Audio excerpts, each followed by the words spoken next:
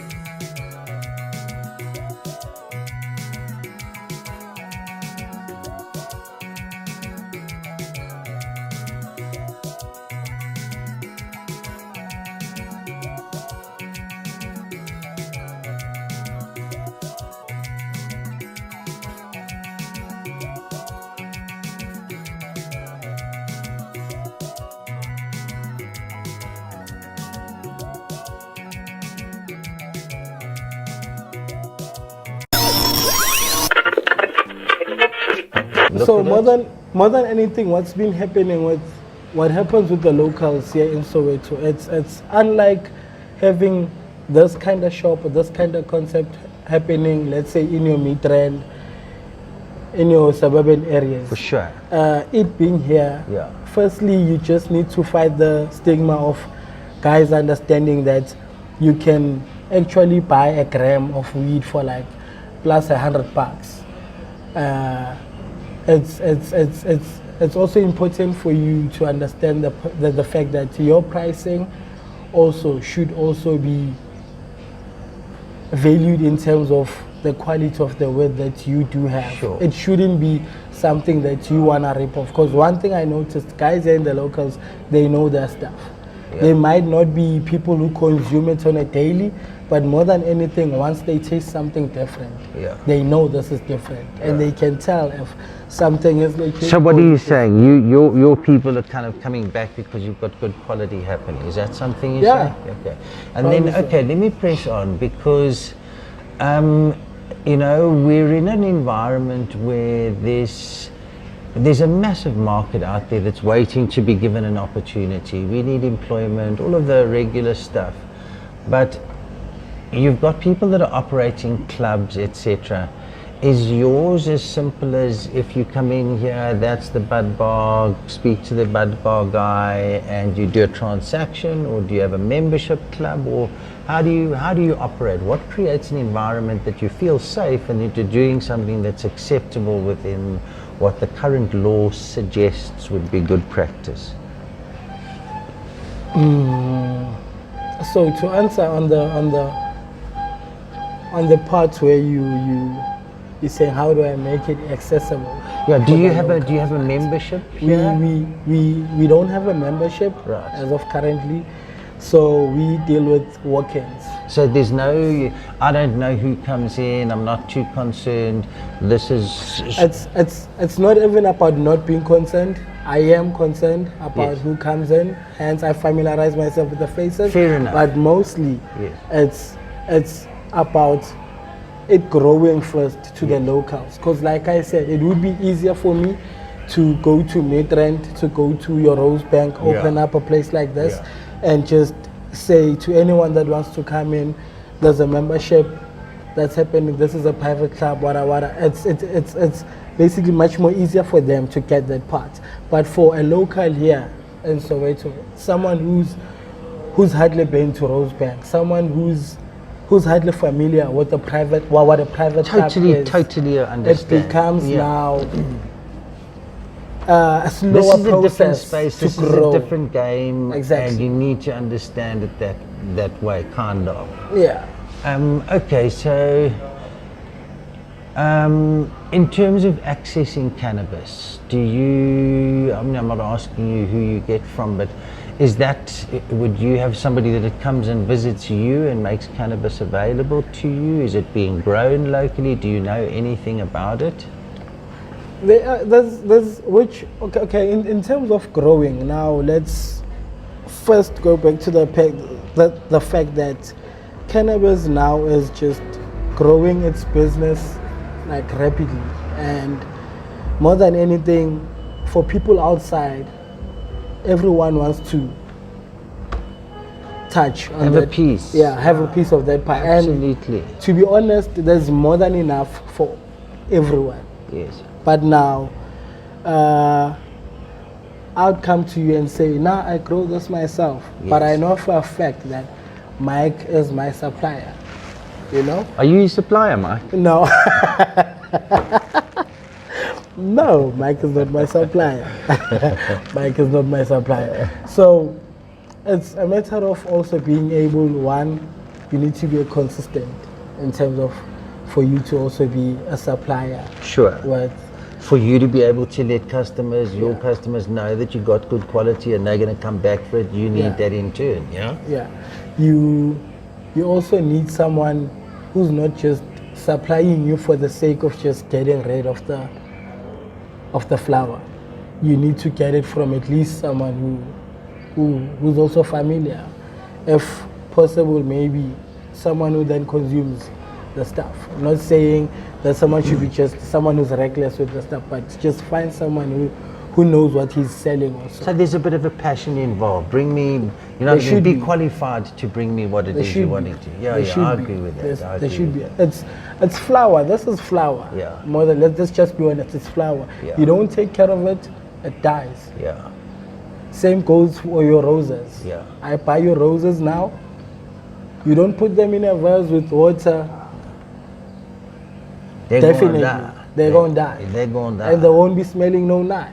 Exactly. You know, so and they won't be smelling no nice either. They won't. The terpenes are not going to hang in there properly. So you need someone who can take care of the storage, someone who knows that his quantities move, so that you can also, when you're going there, you don't get stuff that's not so good. 100% agree with you again. You know, it's not like one day he brought me some dank and it was really good and it's fitted within a level of perfection, and next time I got it from him it was a little bit moldy or it wasn't properly cured. You know what I mean? That's exactly right. Is you want to know that the guy who's performing the grow part has got a passion for what he's doing. Exactly. You know what I'm saying? Exactly. So just let's go to there's a couple of raids and things like that have happened. They seem to be really almost irrelevant and sporadic and stuff like that, nonsensical, you know, saber rattling for no good sense.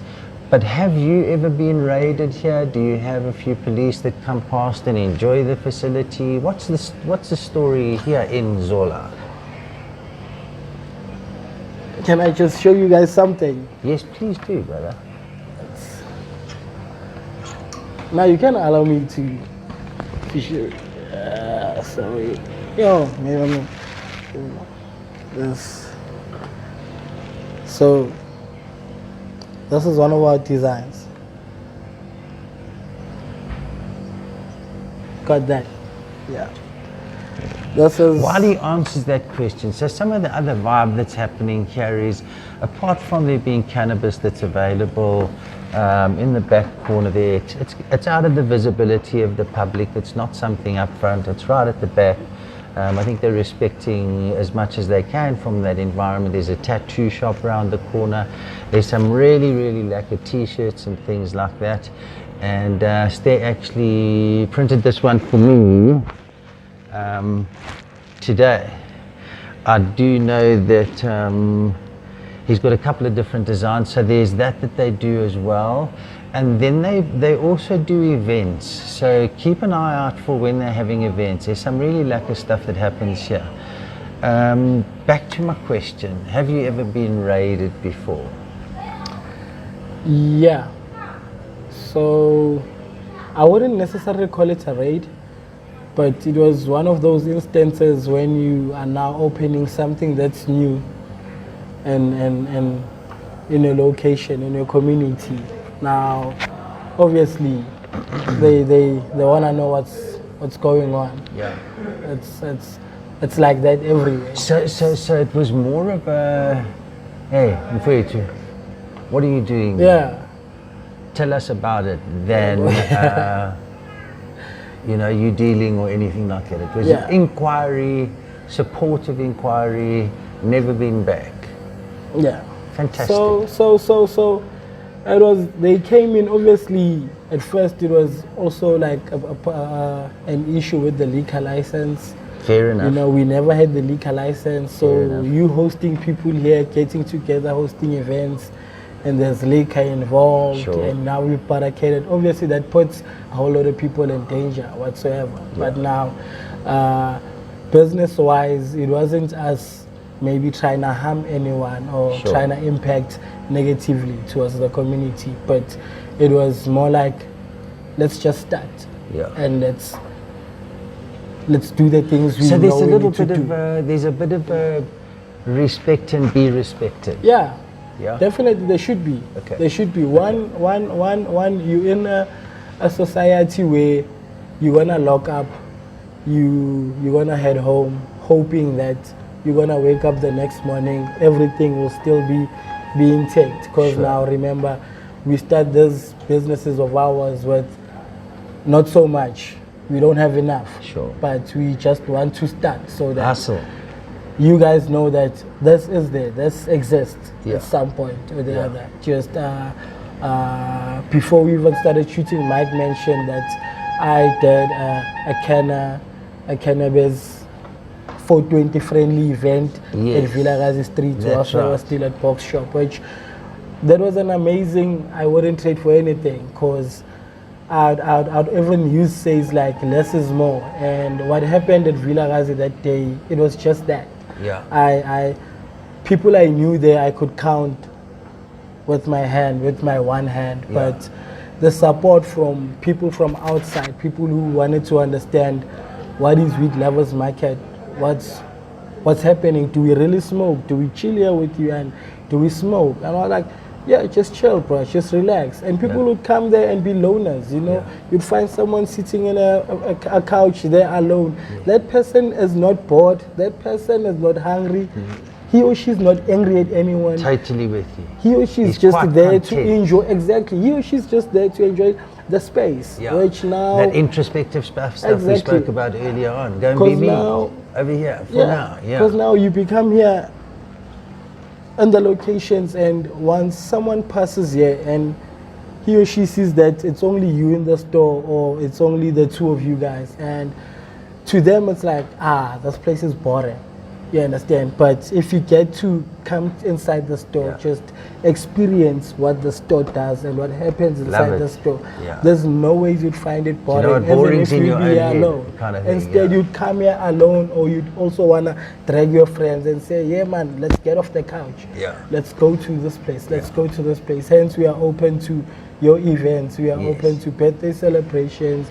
We are open to. So that's the next question you're really popping straight into. Tell us a little bit about what events you do and what events are upcoming for you now. You told us about the October, which is your third birthday, happening on the 5th. Yeah. Tell us a bit about the other things that you facilitate here. So also what we do, and mostly why we ended up having a store like this and having like a concept like Weed Lovers Market existing. It was for me to be able to do the things that I was able to do as a pop-up when you go to places like Box Shop, set up there, have your hand making lady there, have someone that deals with hemp somewhere here, I've just also touched on hemp, but now we're gonna talk about that. But yeah, so just you having to find a space where you can just go and chill, enjoy your own company, experience the store, have infused food, buy your eatables, get high as you chill, whichever the case may be, but it's for you to get away from just lighting a joint somewhere, and when someone hears the smoke, the smell of weed, and now they start changing their faces as if maybe it's a switch pipe that just popped or whatever the case may be. It's for you to come here and be yourself and be in a space where you can be free. Yes. So I'm going to bring you back to it. What events are upcoming here at the Weed Lovers Market? So upcoming events now, the one that's happening, today's Friday, tomorrow's a Saturday, we're having a stoner night, stoner Saturdays. Kusasa. We're having Ntambama. stoner Saturdays, a cool lineup of DJs. It's still picking up in terms of it's resembling its name, in terms of being stoner Saturdays and stuff, cause you know there's a lot happening. Everyone has a joint, everyone is pushing whatever, so we're just trying to find consistency and build towards attracting the like-minded people. And so tomorrow, yeah, we've got an event in the evening, nice lineup of DJs. Get on down to Weed Lovers Market. There's events happening a lot of the times here on weekend. It's what their focus is making gatherings and bringing people together. I've got one more question for you, Stan. Thank you so much for sharing the afternoon with me. Is Soweto a suitable market for cannabis social clubs?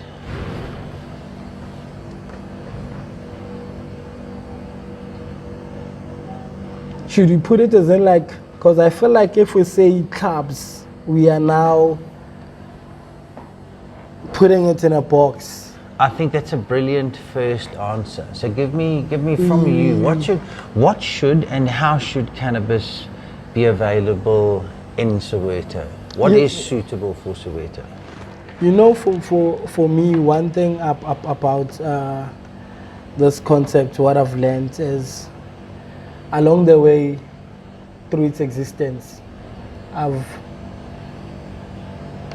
learned that the growth that it has already, it's from the seeds that have been planted since when we were starting.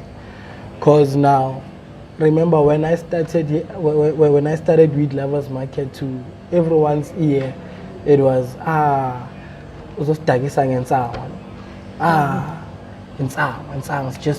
just weed. And fun fact is, the very same guys that were bashing the whole idea about insang, we group today. They're the ones that wanna smoke. They're the ones that love having a joint every now and then now. So more than anything, I would say Soweto as a whole.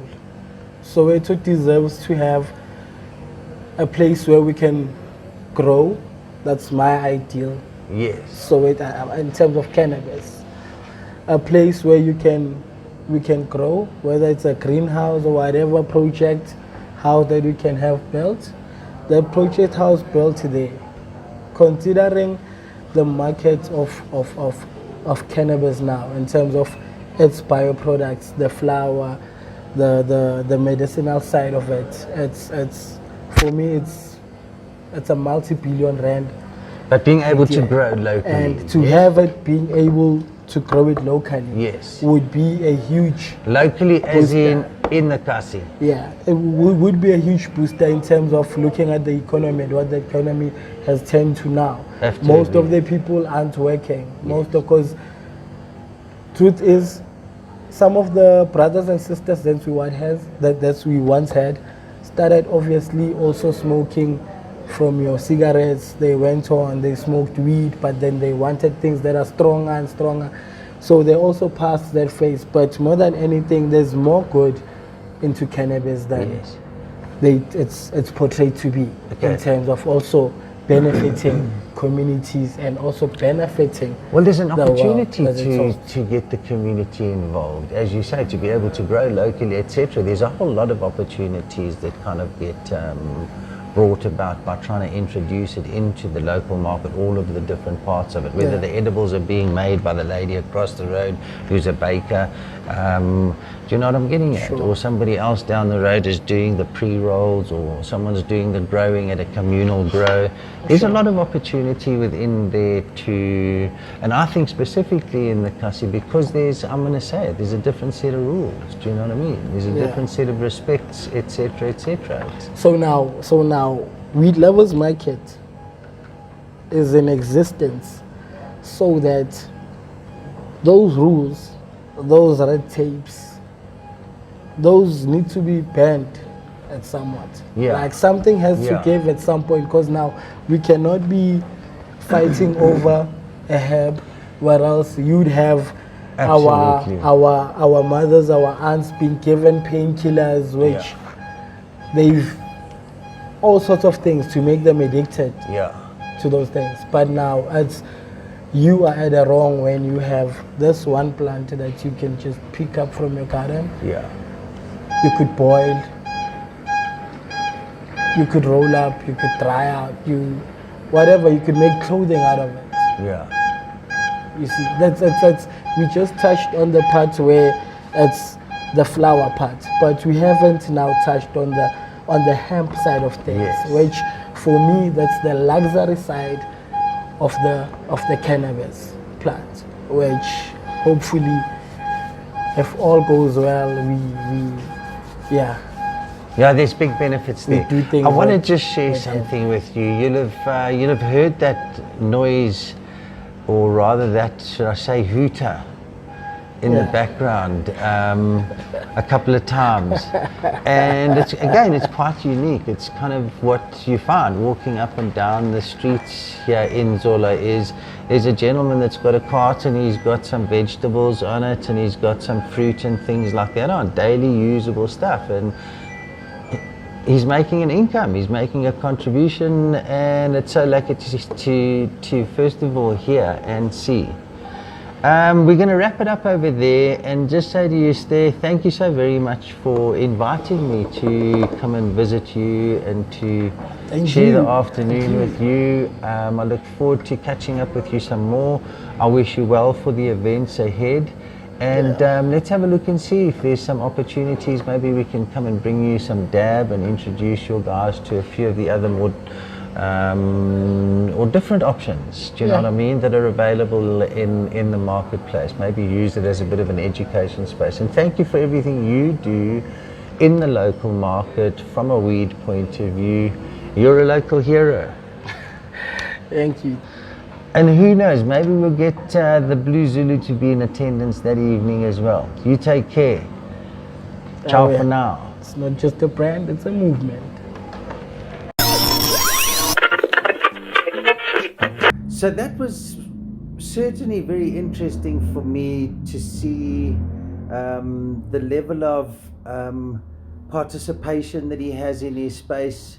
The fact that he's been there for the 3 years is for me quite remarkable. We tend to sort of get wrapped up in our own worlds and what's happening in our cannabis market. So I think it's really nice to know that there's a culture and there's a space for people to come and congregate. Not quite members clubs, not necessarily being run by what we may think is a better model, etc., being in the cannabis industry. But I think it's important that we continuously consider the fact that life is very different in different parts of the country, and most certainly in the Kasi, and that you can see. But that they're paying respect to the neighbors, and that there's a nice community understanding of them being there. The fact that they've had the police visit them, and they've really just wanted to make sure that they run a clean operation is fantastic. So I hope to be able to go out there and catch a couple more. If you know of any more that would like to be able to be featured on the show, let us know. And other than that, that's about it for the week. We've got some exciting stuff coming up. We've got a little bit of an episode that we're going to probably drop in the week for you, which is about the Rolling Stoner magazine, and then also our certificate from Fields of Green for All. But we'll share that with you during the week next week. Thank you so much for watching. It's been great to bring this episode to you. Thanks to Steve, Michael, and everyone else that made it possible. and to High Street and 420 Central Cannabis Care. Love you. Ciao for now.